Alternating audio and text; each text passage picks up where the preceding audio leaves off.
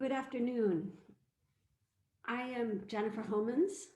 I am the founder and director of the Center for Ballet and the Arts, and I'm here today to welcome you to our event, Performance in Contemporary South Africa. Really, I'm here to introduce the historian Cecile Feza-Bushidi, this year's Director's Fellow at the Center, who has curated this afternoon's event for us.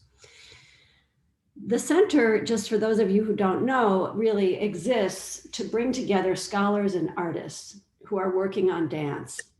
And Cecile is very special because she's both. And we try to do this in our fellowship program and also in our public programming. I first met Cecile when she came to us as a fellow. And I learned so much from her about her research in Kenya on dance and missionary culture. So I was really thrilled when she agreed to return to us this academic year and continue her research on performance, society, politics, and the history of East and Central Africa, and to help us with programming like today's event today. Cecile's full bio and is in the chat, along with the bios of all of the participants in today's event. And we do this so that we don't have to spend too much time introducing and can move straight to content because we do only have an hour today. Before I pass things off to Cecile to introduce our speakers and our event, I just want to go through a couple of logistical things.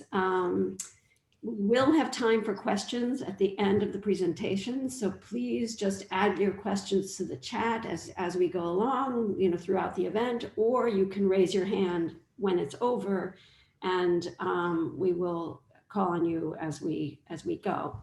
If you need tech help, if anything fails on your end, please privately message the host, Christian Duraso, in the chat, and she'll do her best to help you.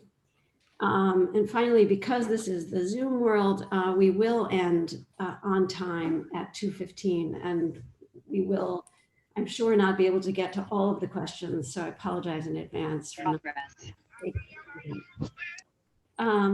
So I'm very excited about today, and I'm very happy that we have these wonderful speakers here, and I turn it over to you, Cecile, to introduce them and the event. Thank you.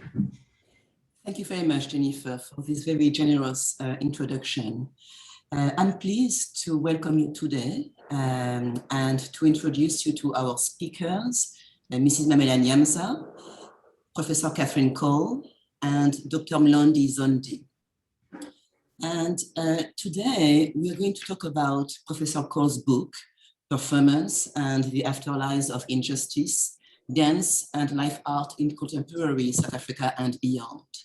The book is about how the embodied aesthetics of South African artists, such as Mrs. Nyamza, are fashioned, reinvented, and mobilized to explore a present that is filled with many of the toxic afterlives of racialized violence and white supremacy.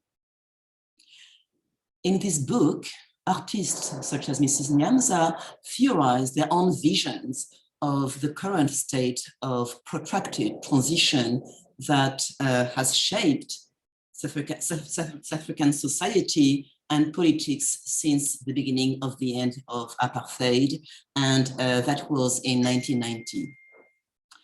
The book also builds on a body of scholarship on contemporary dance from Africa, and we think of the works of Hélène Lebœuf-Kringelbach, Sabine Zörgel, Suzanne Manning, Ayoko Mensah, and also Altair Desprez.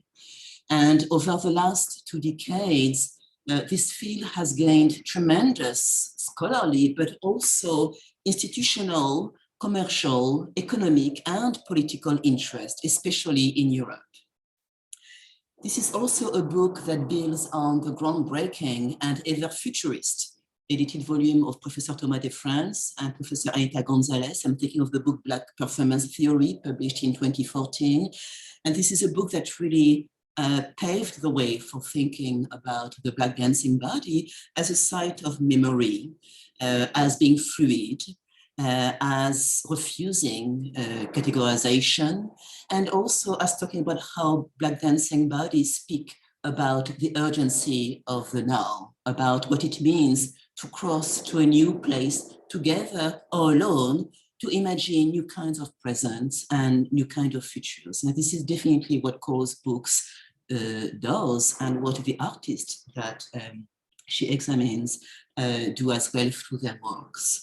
And in many ways, this is a book that speaks to the many movers of African descent, who understands what it means to append narratives, as Cole's right, and also to negotiate and renegotiate various kinds of subjectivities.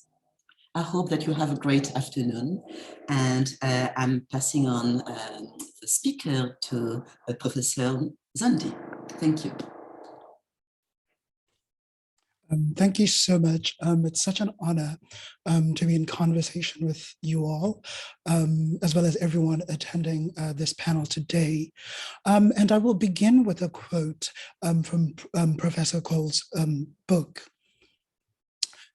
Colonization creates irreparable ruptures when invading forces denigrate existing cultural forms through regimes of violence and dispossession.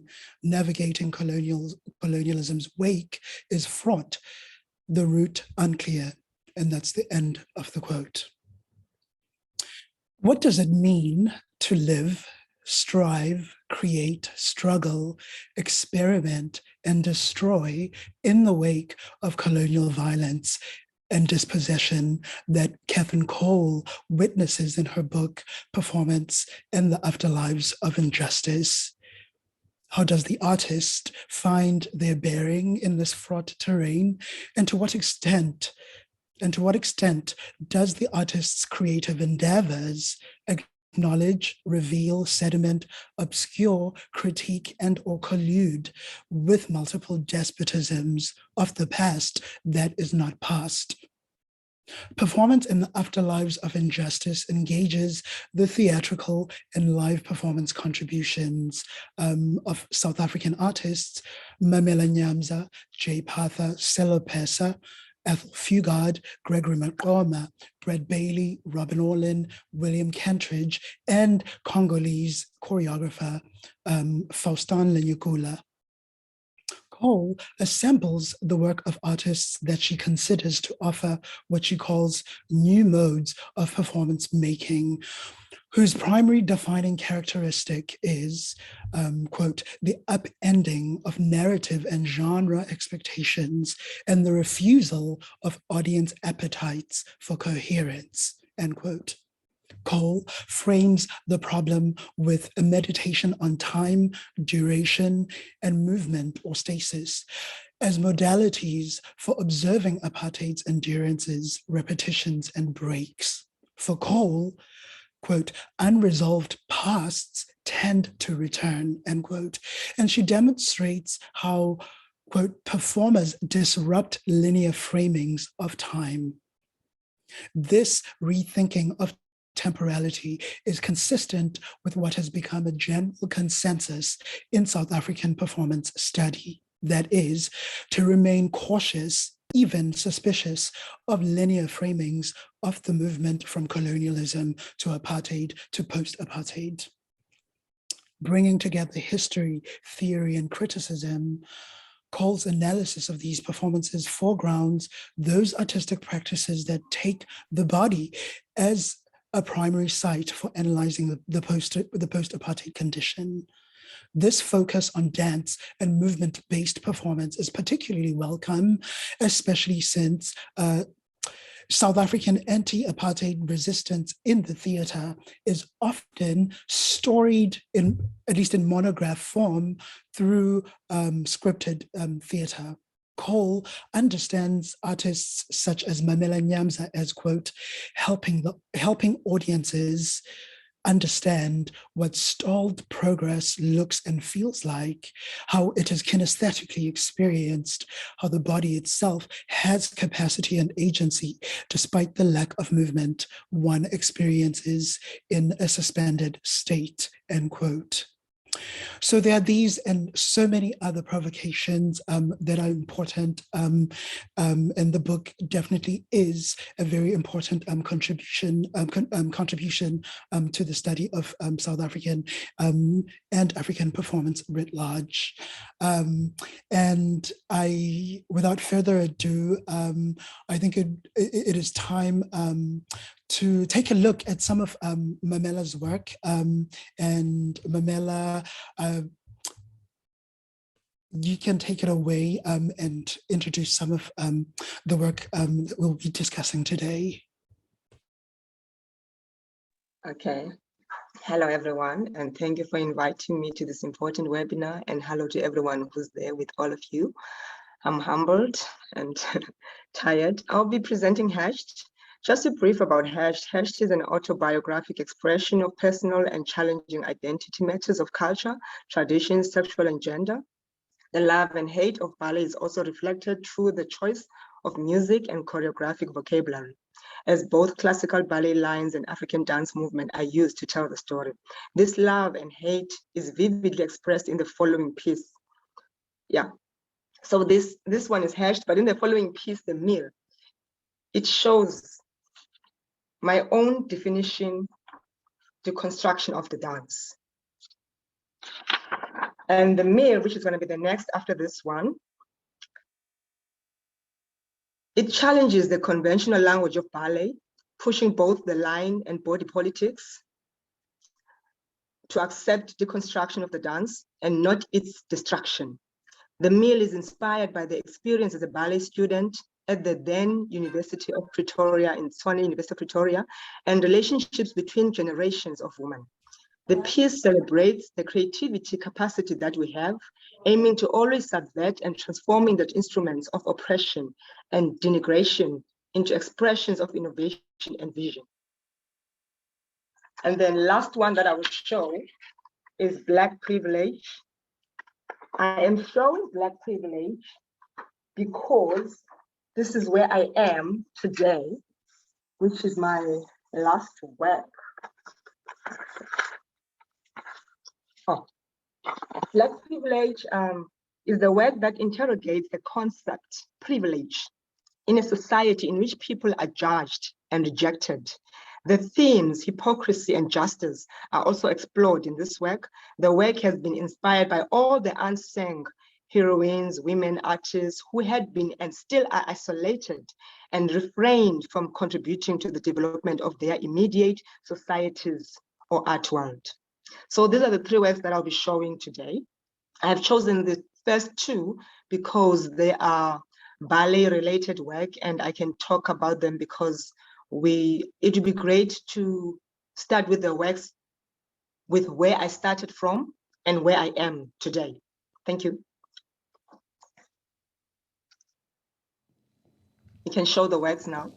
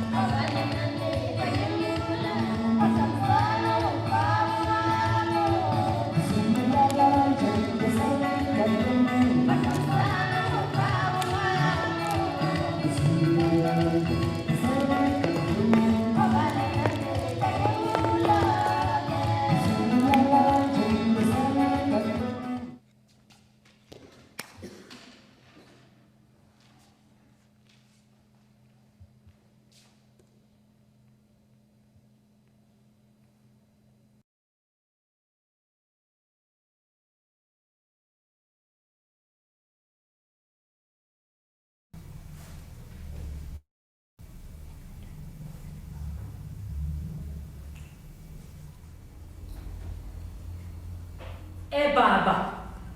Ba. Ba. Ba. Lucky. Da.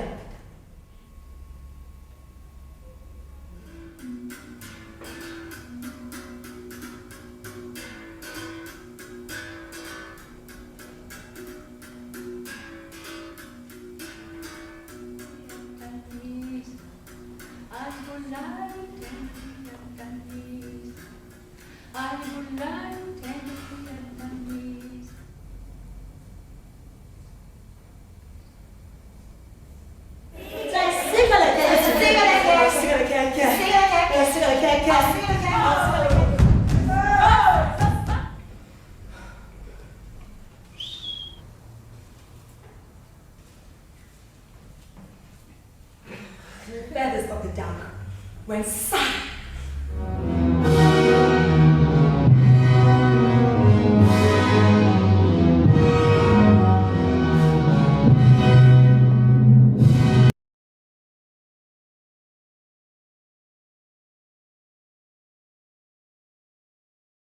In 400 meters, take the 5th exit.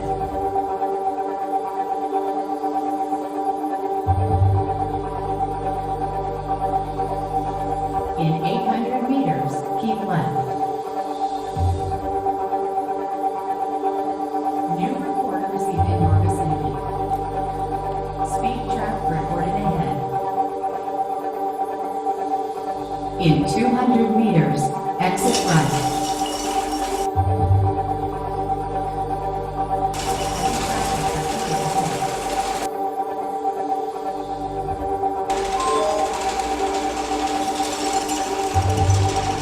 Keep right.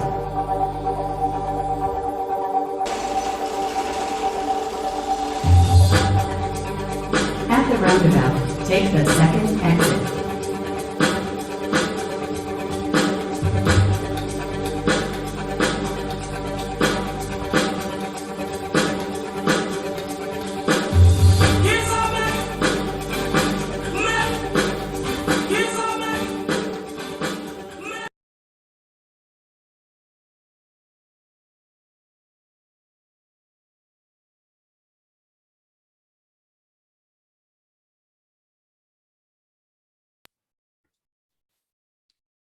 Great, thank you. Can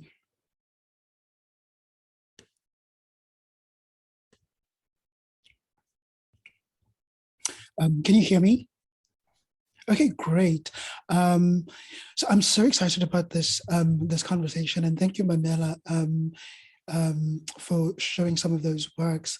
And and since when you were introducing those works, you talked about the journey that your career has taken and the span. So I would like to hear more about training, both formal and informal, what is considered informal training, that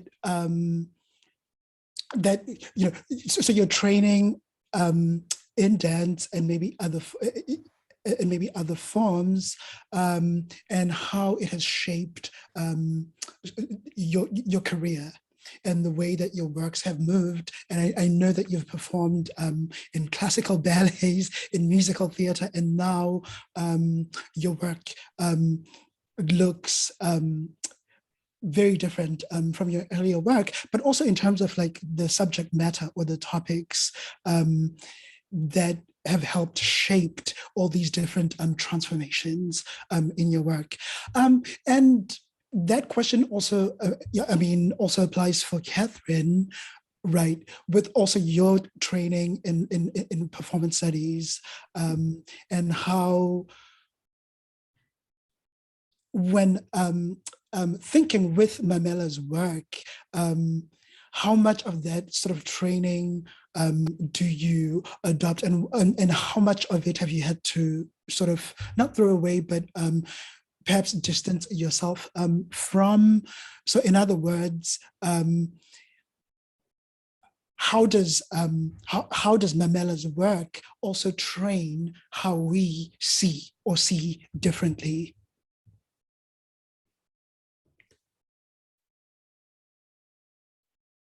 Mamela, you're muted. Okay.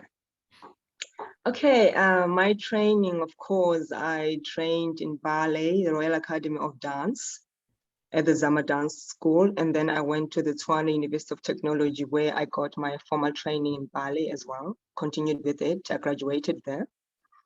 And I went to Alvin Ailey as well in 1998. Yes, 1998, I was at Ailey. So I also did all the classes that you know at Ailey, from ballet, contemporary, Graham technique, Duncan technique, Horton, jazz, everything. And even at the Tshwane University of Technology, I had jazz, I had Spanish dance, I had ballet, I had mime, I had our contemporary and also African contemporary as well. I was not in African classes because my major was ballet, which was very frustrating for me as an African woman. So I used to sneak in and go and do African dance. So those are the classes that I used to take. And then along the way, I went to Vienna. I did, the Vienna Dance Web training. So I was also there for about 6 weeks, doing all the classes. There's one of the scholarships fellows who attend the program there every year. So I was there as well, early 2007 or 6, yes, somewhere there, yes, 2007. So I started all those different styles in my life as a dancer. And then before creating, I became bored with doing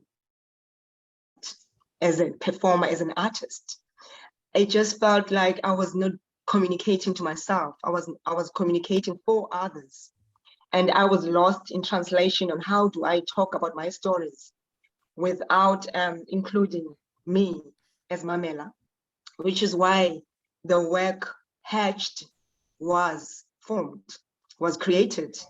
And it was created based on all my technique, but using all the obstacles that I have experienced as a Black woman in classes, in theaters, being excluded, being the different one, being the other. In the mill, I even say I was the dark, I was the ugly darkling, I was the different one, because at the University of, at the Tshwane University of Technology, I was the only Black woman in class. So that already was intimidating for me, and also coming from Gugulethu and going for the first time in an institution that is full of white people in South Africa. So that was already kind of, I felt I had fear in class. I was not comfortable in class. I could not relate with anyone in class. Whenever I looked at myself in the mirror, I looked different because I had a bum, I had a body. Everything was not the same as the others. I always looked different, which is why I actually created a piece called The Mirror. And in that piece, I spoke about all those differences that I've had. I've used it as a work. So this is when I fused both ballet and my experiences together as an African woman. And my training has helped me because to talk about those stories the way I have spoken about them. So in a way, this is how I've developed the hate and love relationship, because I've used both tools. I've got love and hate, but in my art form, they have shaped me to be the artist that I am today.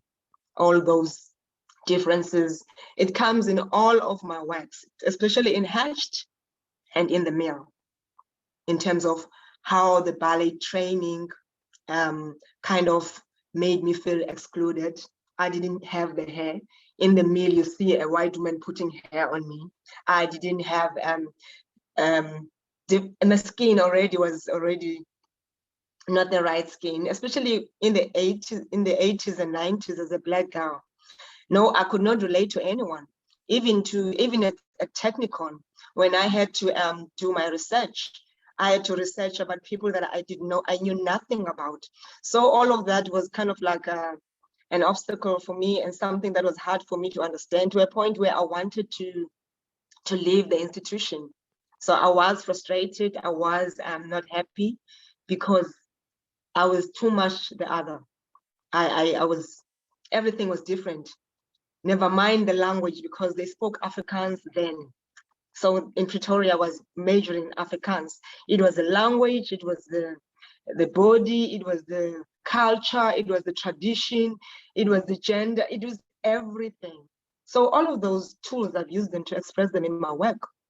Tools of oppression, yeah, they have formed my work and still evolving with that today, but differently.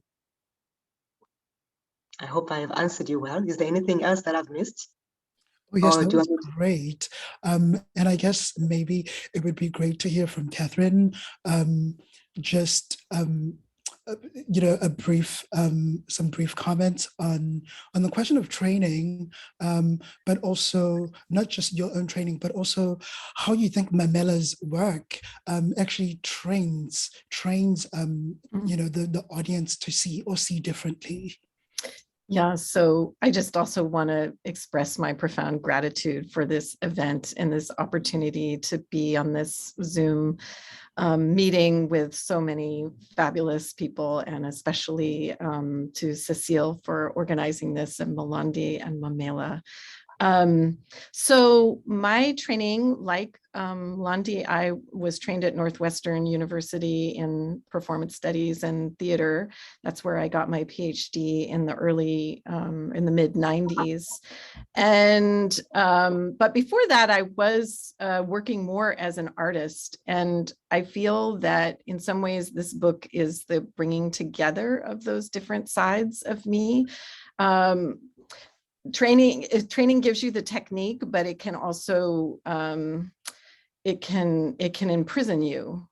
And there's a kind of insidious thing with doctoral research, or or even writing grant proposals, where you have to know what you're going to find before you've even done the research, and it forecloses a lot of possibilities.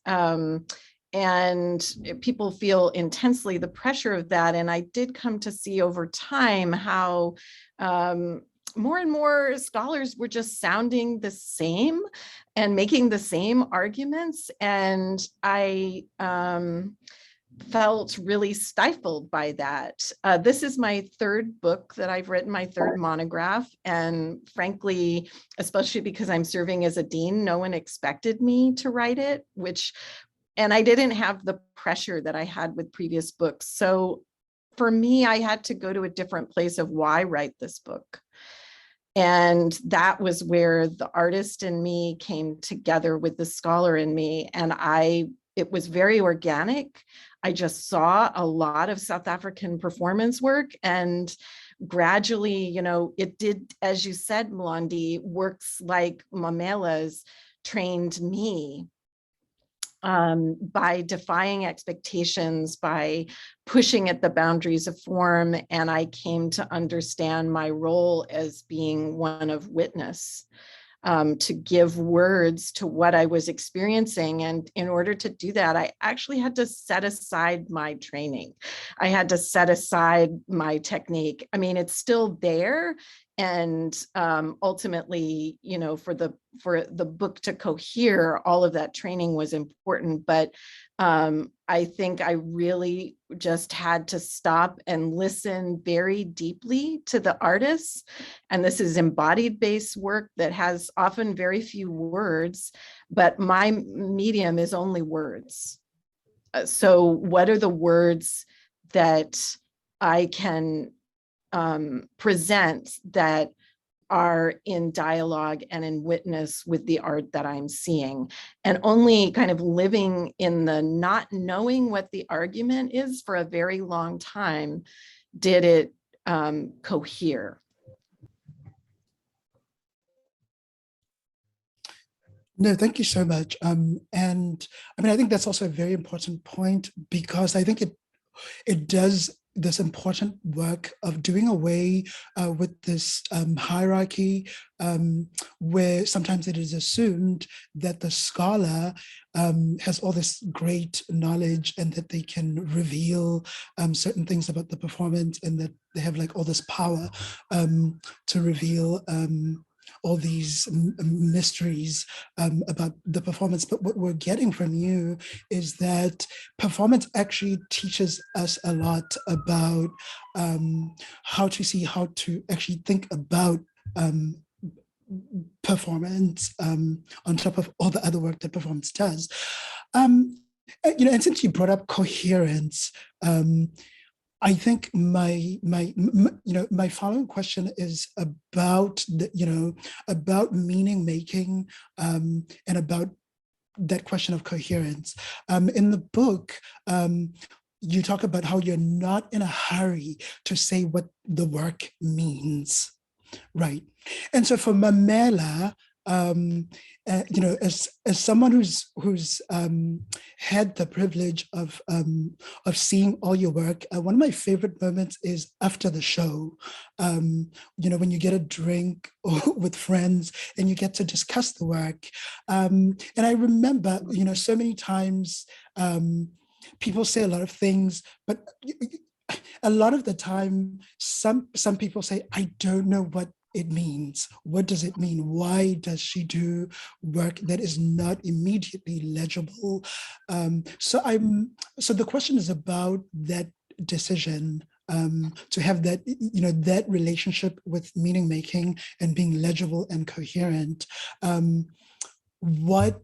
How did you get there, Mamela? And Catherine, why is it important for you as someone witnessing the work to actually stay with that opacity instead of, thinking of yourself as one who deciphers the meaning in the work?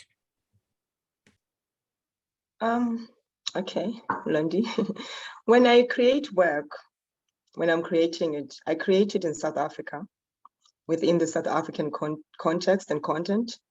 So most people who watch my works, yes, always say they don't understand. I tend to differ at times, thinking maybe they are lazy, or maybe they don't want to think deeper. And then the more I try to kind of talk about the work myself, I realize that my works are very metaphorical. It's like I don't tell it as is, like 1 and 2. I like to create a story that's gonna provoke something else. Because also when I create the work, it's always part of it is about me. It's like a web. I create a work like a web. I want it to go there and there in so many places, politically, culturally, traditionally, gender, like it goes to many places, but those places are all human beings and are all human things that society goes through. And for people not to understand, I will make an example with Black privilege, the work on the stairs. When I created that work, it came from a game, So for me, when I had the chessboard on the floor and had the ladder, when I was making the work, I was thinking of Snake and Ladder, the game, the Snake and Ladder, the game where you toss a dice. It's like life is a game. So it came from the set, came from that. So of course, this was Mamela thinking alone, thinking everybody's gonna get that's a chessboard. They are king and queens, which is why I come in as a queen. So my ideas come from Mamela's mind, and they take time for other people to understand them, because it was me thinking about my own life as a game. I'm juggling, I'm hustling. I go on top of the ladder and the ladder is shaky. So it's me creating my own story, thinking that people will understand when I'm on top of the ladder, that it's shaky up there. Because also I have experienced that. So many people who watch their work, they did not experience what Mamela has experienced, which is why people are finding it difficult to enter the work first time. And some people who have seen it twice, they now get it and say, oh my God, I missed something that is so, it's there in your face, in your eyes, but you miss it because of how I'm thinking when I'm doing work. Of course, I think alone. Yes, I know. I think at night alone, nobody's there. But for me, it's because I have experienced that life that I'm talking about. And somebody else who's watching has not experienced it the way I have experienced it, Like also in Dear Apartheid, when I'm talking about the seesaw, because it's like sometimes as an artist, you are up there, and sometimes as you are down there, And that's how life is. So I look at my works and refer them as in like human conditions, how humans are, how we live, how society is. Even if I'm talking about me in the work, but I involve everybody, I make it as a global thing or a universal thing, even though it talks about me, because I feel like what I'm talking about has happened to you and you and you. And you find some people who are watching the work who say, I resonate with this. I actually relate to this. Now I understand. And those will always happen after a talk, after a post talk, after having a talk, after the show. Because during the show, yes, people are out. They don't understand what I'm doing times. And some will create their own stories, which are also actually reflecting to the work, because my work is open to any interpretation. I do not have a medicine that this is how it is only. I allow people to go wherever they want to. That's why I'm saying it is universal when I create, you know? So of course I still get that a lot, but that's because of how I create. And when I create the work, I don't create the work to make it difficult. It becomes difficult when others watch it. Because for me, I've got 1, 2, 3, 4, I know the order of it. So for me, I perform with it from inside, understanding what I'm doing. And that's when the others they feel uncomfortable because I'm so inside in the work, but at the same time, it's reflecting what I'm feeling inside. I don't know if I'm saying this well, you know? The work that I perform, it's always internal. It's always very deep inside for me, because it is talking about the life that I've lived. So it's very personal and intimate. So yeah, I hope I answered well. Yeah, and so maybe to follow up on that, I mean, as Mamela has just made so clear, her work is saying so many things at once. And so as someone who's witnessing that and giving words to it, I too have to give it time for those layers to kind of become clear for me. And I think also there's a shift in my writing here of just really situating myself. I'm narrating my experiences sitting with these works, and I'm not from South Africa. I'm from another part of the world, and so there's things that I'll see and feel, and I wouldn't presume that they're the things Mlondi's going to feel, or Cecile is going to feel or think about. I'm also mindful of the history of art making and performance making in South Africa. It has a very distinctive history, and anyone who's an attendee at this event, if you don't know about it, I really encourage you to learn more about the role of performance in the anti-apartheid struggle, and particularly very lean two-person plays like Sizwe Bonzi is Dead or Woza Albert. And that art came from a time when there was a phrase that art should be a weapon in the struggle. And there was an activist clarity about that, of bringing an end to apartheid. And a lot of discussion in the post-apartheid years after 1994 is that phrase still relevant? You know, should we just have a moratorium on saying art is a weapon in the struggle for a period of time? One famous person made that argument. And I think as I've watched work in the last 20 years in performance in South Africa, for me, that art is an indicator of many struggles. And it leads me to think, okay, what is the struggle here? What is the struggle that is being articulated? And it's much more murky. It's many layered, it's opaque, it's gray. So being willing to sit with that and not race to some kind of closure of this is what it means, this is the argument, this is the intervention it's making. What makes the work so powerful is it's intervening in so many different struggles, and they really become like a barometer of what are the struggles of the now. Thank you. And I really appreciate both your responses. You know, particularly Mamela's, because I mean, I think you really get us to this problem, which is a very old problem in African performance in general, or just any encounter with Africans, that there has always been, and there still is, this expectation that the African is just this sort of object or subject of ethnographic transparency, that everything about you is just knowable, and the expectation for everything that you do and your articulation, even in creative forms, to just be that transparent. And I appreciate that act of holding back and actually presenting us work in this manner.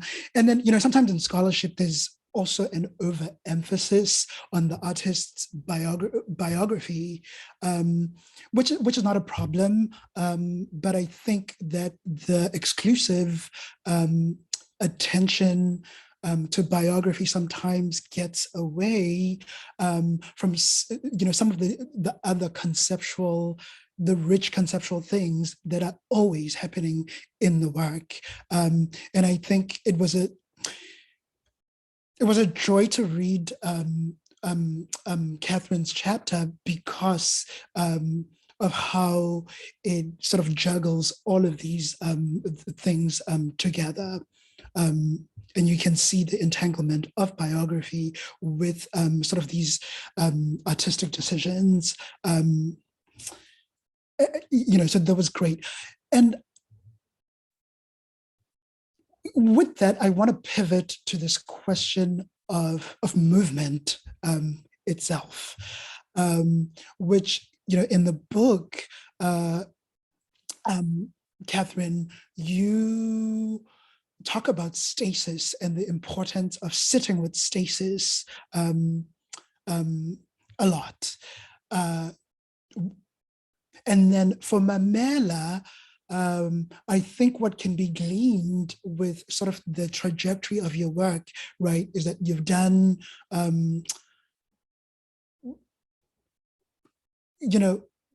classical ballets with a lot of sort of hyperkinetic movement, and your work later on, like you showed us in Black Privilege, there's more attention to stillness and stasis and slowing down. I would like to hear more about those choices, because in my experience, watching your shows and being in these discussions after the show, some audience members have a hard time, and they even say things like, "I thought I came here to see dance," and there was no dance. I'm pretty sure that you've encountered a lot of those comments. So I think it would be great to hear more about both your attention to movement or stasis and slowing down and pausing. When I create work and looking for movement, it's like now when you're talking, there were moments that you paused. And I feel like when I'm performing, when you do something, I feel like you need to give the audience a moment to breathe. Because sometimes when you dance on stage alone for an hour maybe, I don't think I can dance from the beginning to the end without stopping and give them a moment to breathe, and give them the moment to take in, and give them the moment to just be in the moment with me.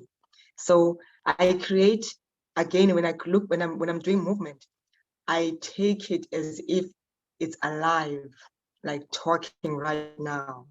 I cannot talk like non-stop. I need to pause. So that is how I look at movement when I'm creating a movement.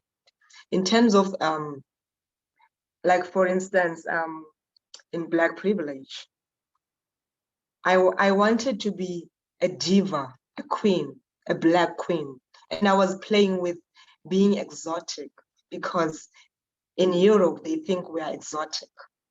We are never actually I mean, I am an artist, we are artists, but there will always be, even if you are dressed differently, you will always be exotic because you're the other, which is something I really hate as an artist, because I want to be regarded as an artist, you know, when I create work.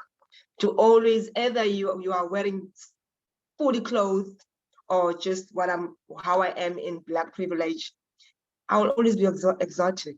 So I use the stillness also not to expect that body to do what they expect it to do. Can it just be a goddess? And being a goddess, you don't actually move much. So I use exactly the same way one would actually see a queen who's up there, and see all the differences from being up there and being thrown down to the floor. Not thrown as in thrown, but going down from up there to the floor. I wanted the difference to be so distinct to a point where you don't miss it. That I was up there and now I'm on the floor and I'm given directions. So all of that was properly planned to do exactly that, and not to give people what they're expecting of me as a dancer, because in that work, I am moving. Either the people say I don't move, I was moving throughout. I was sweating because the stillness is so hard than moving. Doing nothing, doing less, doing something minimal is so hard. Give me a 5, 6, 7, 8, I will do it quickly, easy. But to actually tell a dancer not to move is very hard. Even as a choreographer, to tell a dancer to move, to not to move, they hate it because it's easy to move. So I've taken the difficult task of just doing what everybody else is not expecting in a dancer's body. Because also, as a dancer, I want to do what I'm doing on stage my way. I have that thing of like, I'm gonna do it my way. I'm gonna do it what you expect of me as a Black woman from South Africa. Even at home, it's the same thing. Even when I'm out of the country, it's even more, because now there's more expectations of the African body to be ceremonial, you know? So I refuse to dance to their expectations, to anyone's expectations for that matter, not only outside of home, even at home. I would do the same work I would do in Europe. It's not like I change, you know? So my movement will come from the story that I'm doing. It depends also what I'm saying in the story. The privilege of Black privilege is the privilege of just being me. That's the only privilege I have. All the other privileges I do not have. The only privilege of being on stage. And that moment, after that stage, I have no other privilege. So these were my thoughts. These were my ideas of coming up with movement. Do you understand? So that's how my movement is actually created. I mean, my newest work, Grounded, talking about grounded.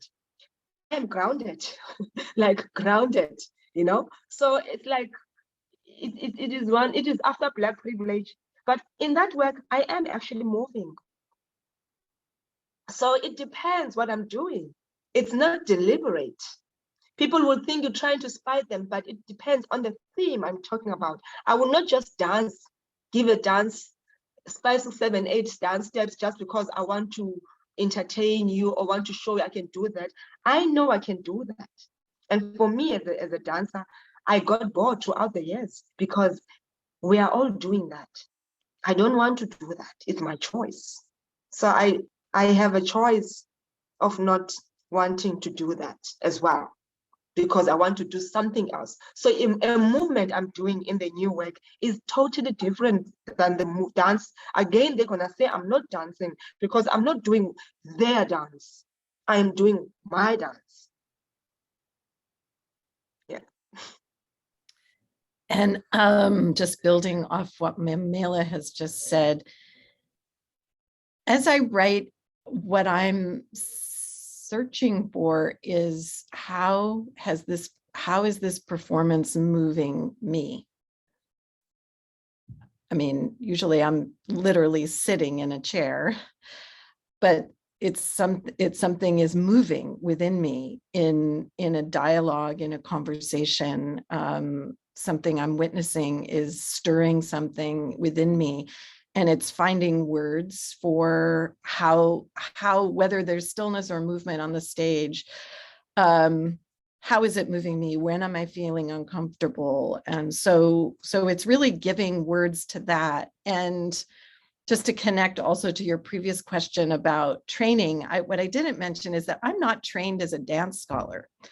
I'm trained as a theater scholar, and I was an English major. So I'm very text-based, and I'm used to writing about things that have a script. And I realized writing about these works, I mean, there are videos out there, but they're often hard to come by. So I realized many people who will read my book may not see, other than, you know, short clips on YouTube, this might be their access to the work. So really having the patience to do a very deep, close reading of the work is my contribution to kind of archiving the work in a way. And on that question of stasis, I'm also thinking about this phrase from Dr. Martin Luther King of the arc of history is long, but it bends towards justice. And I was at an event several years ago, the conversation led by Bill T. Jones, and he said as he ages, he questions more and more, does it bend towards justice? That this era is really making him question that narrative arc of progress. And so I find myself thinking as I sit down to watch works, particularly works from South Africa, because I feel they really go to the kind of jugular of the now, is how is history bending now? How is this work helping us understand how history is bending now? And it's a question that doesn't presume a telos or a destination. Thank you. And I think that the subject matter in Mamela's work is really attentive to that question.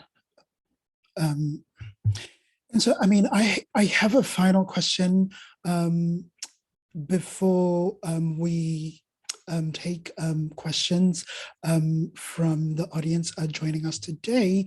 And that question is about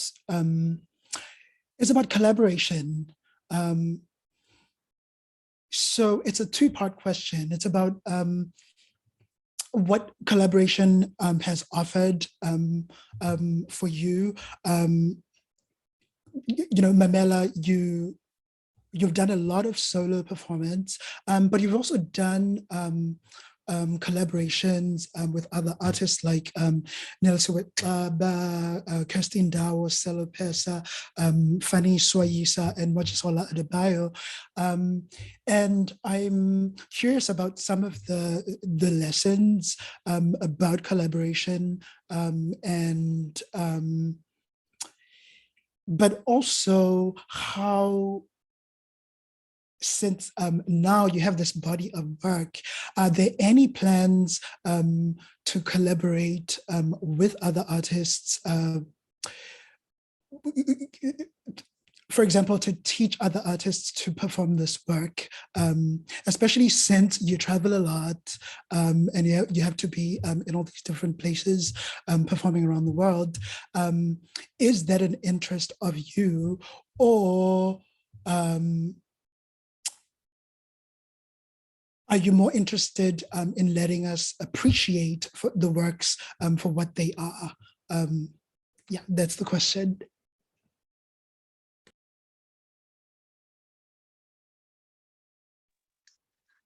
Okay, collaboration and me. Well, I have collaborated with many artists, and I enjoyed some collaborations and some not. And I guess that's how we are sometimes as artists, because we have different ways of doing things and different ways of working. And some collaborations have worked well, even some that have worked well, but because of conflicts, then we stopped them. But I won't go into details with that. In terms of collaborating. I'm very much interested in collaborating with others. And recently now, when we just did the last kind of showcase of the new work that I just performed now, Grounded, I was talking with Thandazile Sonia Khadebe, that maybe we can try something together as South African women. So I think that will come now at the stage where I feel like, I think sometimes we go into collaborations whereas we are not ready to do us.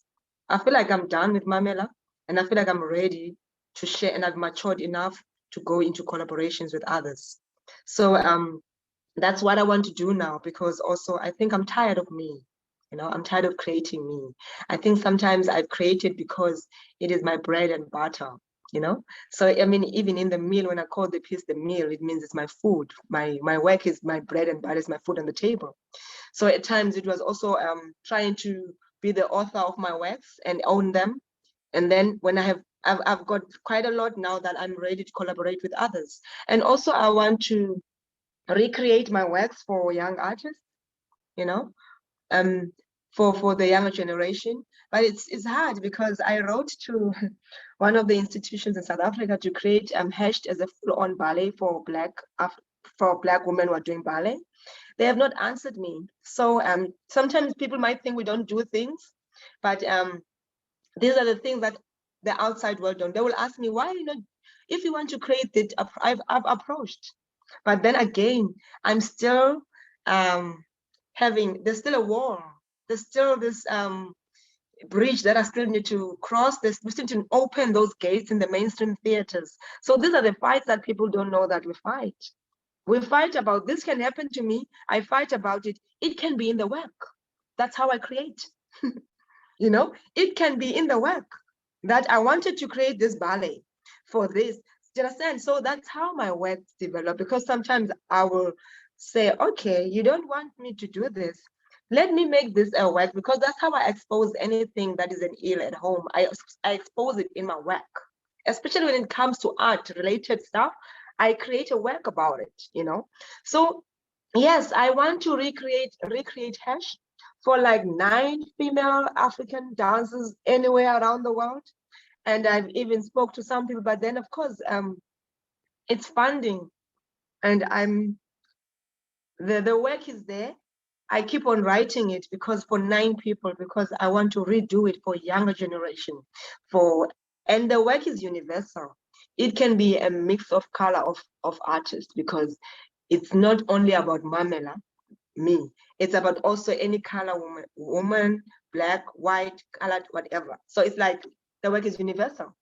And it can say different stories now as when it is multiplied. And that is my dream. I always say to, what is your dream? My dream is to recreate Hash into a full-on ballet. That's my dream.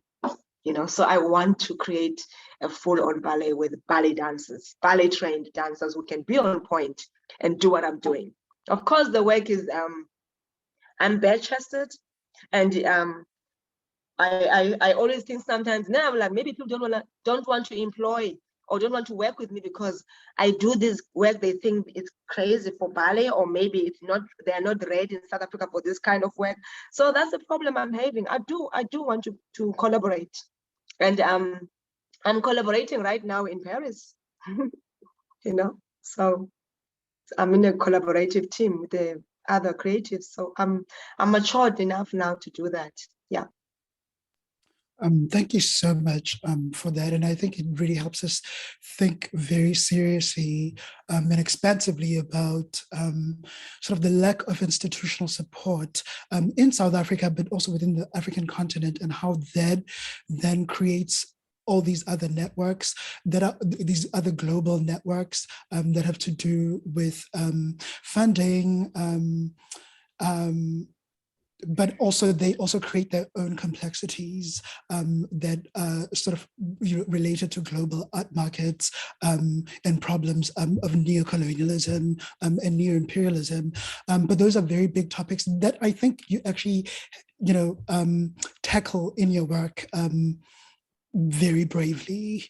So thank you so much for that response. And I look forward to seeing the ensemble version of Hedged. I think that would teach us so much. I think this is a great time to pivot to questions from the audience. Thank you so much, both of you. Thank you.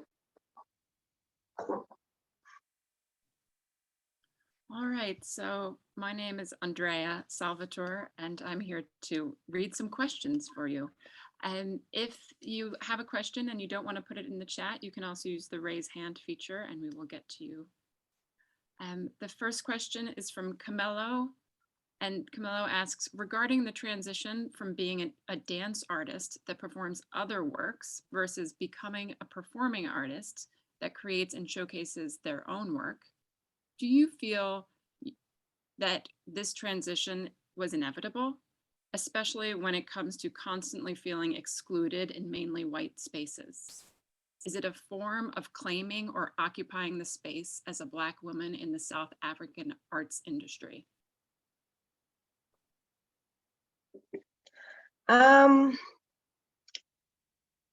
I actually do not mind being called a performance artist. I actually even prefer to be in a performance art spaces because I'm happy there.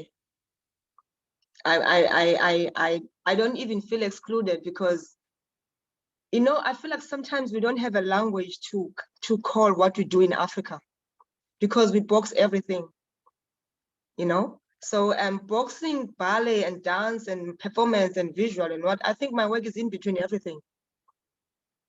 So for me, I would not even box it and say I'm excluded because I still perform in all those spaces and it works better for me. There's no exclusion because I'm still performing, and the fact that I'm not performing a lot at home, I can also create my own space at home and create a work because I know I have people who would love to see my work. So I'm at that stage now where I can even actually say, I'm gonna do this work on this day and create my own event. And I have an audience for that event. And that audience comes from a very young audience from the institutions, and they're curious to see what I'm gonna do.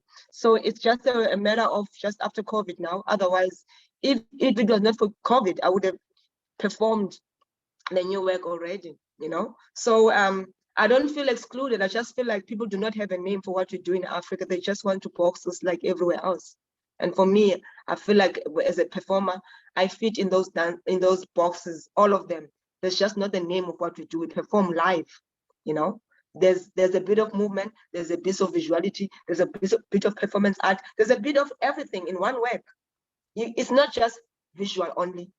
There's a bit of everything. I don't think that there's a name for what we do in Africa sometimes. It's just we are boxed too much. Just because I come from ballet. People think I must just, from dance, I must just dance like that all the time. I still move on stage and I sweat more than a dancer would dance for 45 minutes. Yeah. Thank you. I know that Jennifer Homans has a question that she'd like to ask. First of all, thank you all for this. This has just been terrific and really, really interesting. I'm so happy to learn more and to hear you all speak about the work, both of your works. The question I have is really from Amelia, and I just wanted to, you know, you spoke a little bit about, with Melandi's help, with about the reactions of audiences, and I'm wondering if you get different reactions in different places. Like you're working in France now, you mentioned before we began, and you know, the reactions that you had. I presume you were talking about South Africa, but I know you've also worked here in the US, and I'm wondering whether your work is, whether you could sort of just speak to that difference. And I just want to say, okay, all right, thanks for the question. Yes, I get lots of different kind of how people view my work when they're watching it. Of course, from South Africa, when I performed Black Privilege for the first time, I think many people were shocked because at the end of the piece, I didn't want them to applaud, to have to clap for me, you know. So they did not like that because there's something about being in the watching a dance show, you want to clap afterwards. I feel like clapping releases something. So after performing, I said, the co-performer, Silo Plesa, said to the audience, you can now leave the audience. That made them angry. But then, not as angry as it made the Germans in Essen, when I performed it in Essen in Germany. They were really angry. And they actually wanted, they even spoke to the artistic director, saying, well, you didn't say you're going to bring an African who did not dance. And then the next thing, she does not even want us to clap as she was chasing us out of the theater. So yes, I get different way how people react to the work. Because the work does not deserve clapping. Because I'm also talking about human zoo. Why would you clap for that in the work? You know, it did not deserve a clapping. Here's a Black woman inside this ladder, moving it. Does that need a clapping? For me, when I created it, I felt like from here, you tell the audience, thank you, you can go. So in different places where I performed Black privilege, I've had the same reaction. And some people loved it in terms of how I've ended the work. Some people hated the fact that I ended the work like that. So this became a conversation of what is allowed. Who came with the clapping? Why can't I say I do not want clapping? Just because I come from where I come from and I said do not clap for me, then it's not going to be accepted. Just because it's me who say that. You come from South Africa, you're telling us you must not clap for you. Who are you? So that is what I was getting as an artist. I'm thinking if it was somebody else, a different color saying that, how was that going to be perceived? I'm thinking how Black privilege in a different other body than mine, how was that going to be perceived? So all these privilege were actually happening within me performing the work in different places. And for me as an artist, my goal was achieved. For me as an artist. Because I say it in my biography, when I'm programmed, I'm not an entertainer. I'm not here to entertain. I'm here to perform as something that I feel like I need to get it out. So I'm not here to release something, you know, and I mean that's just how the work is. Even in the previous works, Hatched, people when I performed Hatched, they said I'm killing dance. It was earlier, 10 years ago or 12 years ago. My son was 6 years then. It was 2006, the very first time I performed Hatched without taking it to a theater. They said I'm killing dance.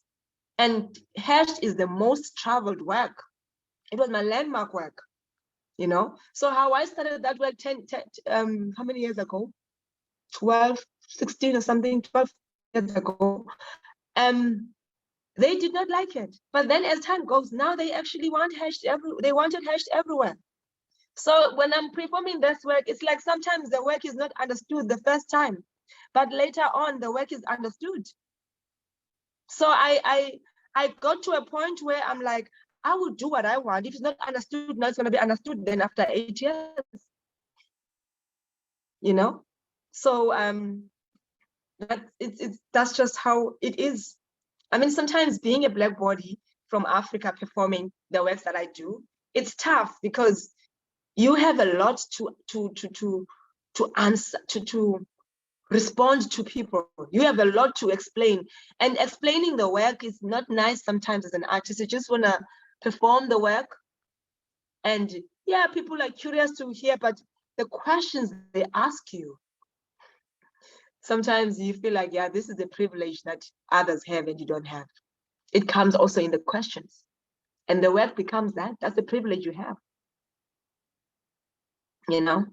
And it has happened in many institutions too, in Germany, in Belgium, where maybe I will have a university coming to talk, and then I'll always go and talk to the students because I feel like that's where I can talk to the students, you know. And then to the audience, I always say, no, I will talk to the university. Maybe some I will if I feel like the artistic director wants me to talk about the work because people did not understand it. At times, I'm even asked to do that without even being planned because they want to know. So yeah, that's the nature of the work sometimes. And I never planned the work to be the way it is. It's just how I create the work, and then it becomes that. It's not like I planned it to be difficult. I planned it to be, I didn't know that not clapping for me would upset people. I did not know that. I did not know. And I did not say, yes, they're gonna be angry. I didn't know. When it happened, I was like, oh, really? They said this? Like for not clapping only? They talking about a clap, you know? So it's like there was the work being shown, but the only thing that people are upset about is the clap. So, because this clap come from centuries, and they cannot allow a Black woman not to change that because it's a Black artist from Africa. Who is she? Yeah. Thank you. Thank you. That was very, yes, I understand. I understand. Okay. I don't want to take the time, so other people should please go ahead. If we have any more questions, if you want to raise your hand. If not, I'll take one more from the chat, and that is from Chamba, who asks, how does nudity impact the performance in South Africa? I remember Dada Masilo's The Bitter End of Rosemary. Is nude a way of expressing revolt? In Black privilege, I'm painted in gold. And I'm wearing, what do you call that? A little thing that covers my front and my behind a bit. So I don't know why when it's a Black woman on stage naked is a big thing on nude, but when it's a white is accepted.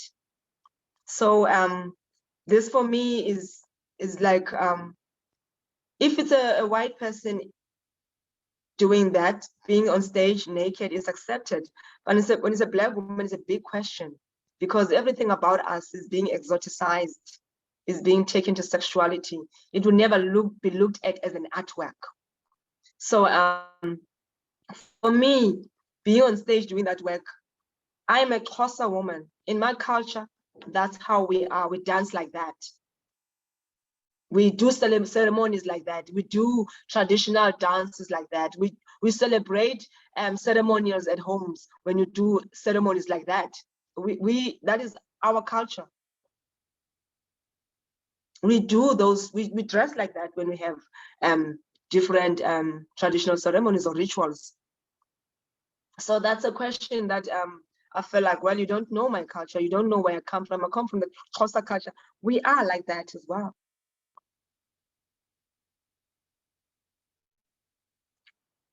You know? Thank of you. course, it will be scrutinized and like, oh, she's naked. I don't feel naked at all on stage because I feel like as an artist, I don't feel naked at all on stage. I'm actually feeling the most, I feel like a queen when I'm on stage like that. For me, it's Afro-futuristic. I don't know, I feel like a goddess. I don't feel naked. I know people who say I don't feel naked. I'm painted in gold, different shades of gold and copper. I feel like gold, which I'm talking about gold as well. I don't feel naked.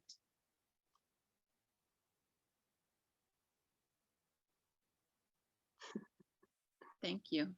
Cecile, over to you. Thank you. Thank you so much, Namela, for your participation to this event and for sharing with us, your creative process and your intellectual creativity.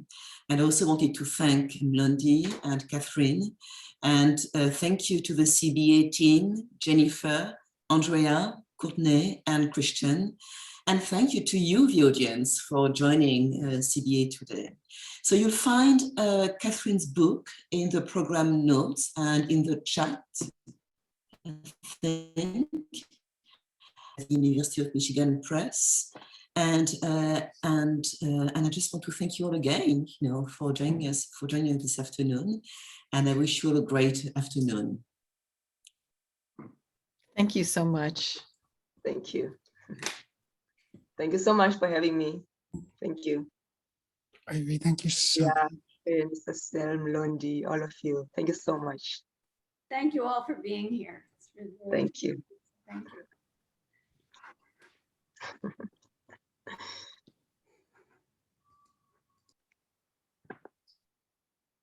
We go now.